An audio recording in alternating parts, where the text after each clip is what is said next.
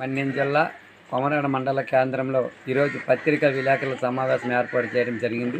దీనికి సంబంధించి ఈరోజు మన దేశంలో రైతే రాజు, రైతే ఈ దేశానికి వెన్నుపోత, రైతు సక్రమంగా ఉంటే అన్ని వర్గాల ప్రజలు సక్రమంగా ఉంటుందనే ఉద్దేశంతో 2014 నుండి 2018 వరకు అధికారంలో ఉన్న తెలుగుదేశం ప్రభుత్వంలో ముఖ్యమంత్రి నారా చంద్రబాబు నాయుడు గారు ఎన్టీఆర్ జలసిరి పథకం కింద 2.5 ఎకరాల నుండి 5 ఎకరాల లోపు వారికి అందరికీ విద్యుత్ సోలార్ పంపు చెట్లు అనేది మంజూరు చేయడం జరిగింది. అయితే ఈ దిశగా కొంతమంది రైతులు కూడా చిన్న చిన్న కూరగాయలు, వరి పండించుకునే పరిస్థితి ఉంది.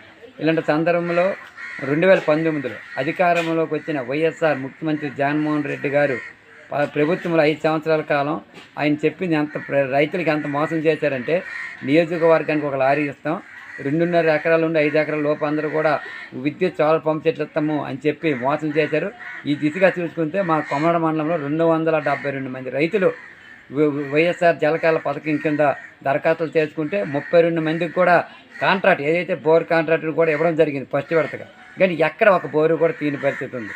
కాబట్టి ఈరోజు రైతు బాగుంటే అందరూ బాగుంటే ఉద్దేశంతో ఈరోజు సోలార్ పంపు చెట్లు అనేది మళ్ళీ ముఖ్యమంత్రి నారా చంద్రబాబు నాయుడు గారు మొన్న కూటమి ప్రభుత్వంలో ముఖ్యమంత్రి నారా చంద్రబాబు నాయుడు గారు అధికారంలో వచ్చిన తర్వాత రైతులందరూ కూడా ఎదురు చూసే పరిస్థితి ఉంది. ఎందుకంటే గత 2014 నుండి 2018 వరకు ఎలాగైతే ఎన్టీఆర్ జలసిరి పథకం కింద విద్యుత్ సోలార్ పంపు చెట్లు ఇచ్చారు, ఆ విధంగా ఇస్తారా ఎవరైనా ఆలోచన రైతులందరూ ఉన్నారు. కాబట్టి రైతులకి అన్ని విధాలుగా ఆదుకునే విధంగా, రైతులకి మంచి జరిగే విధంగా మళ్ళీ ముఖ్యమంత్రి నారా చంద్రబాబు అధికారంలో వచ్చారు. కాబట్టి 2014 నుండి 2019 వరకు ఎలాగైతే ఎన్టీఆర్ జలసిరి పథకం కింద 2 ఎకరాల నుండి 5 ఎకరాల లోపు వారికి విద్యుత్ సోలార్ పంపు చెట్లు ఇచ్చారు, అదేవిధంగా ఇచ్చి ఆదుకోవాలని చెప్పి మేము డిమాండ్ చేస్తున్నాం.